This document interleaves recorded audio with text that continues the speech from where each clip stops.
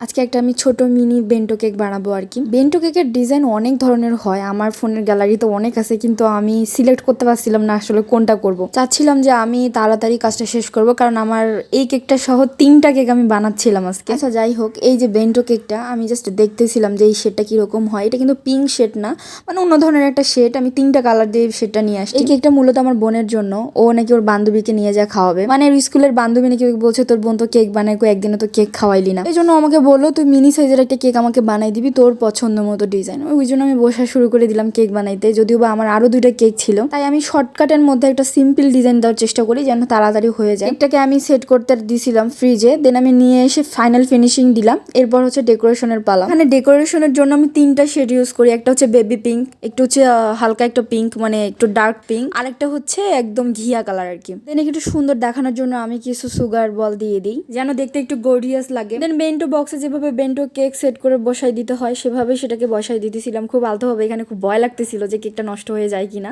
তা দেখলাম যে না, কিছু হয়নি, আমি ভালোভাবে এটা সেট করে দিতে পারছি। পরে আমি বুঝতেছিলাম না বেন্টো কেকের উপরে নামটা কি দিব, তো অত সময় নাই, এই জন্য আমি আমার নামটা লিখে দিছি। দেন আরো কিছু হোয়াইট সুগার বল দিলাম, তো ডান, আমার বেন্টো কেক একদম ডান।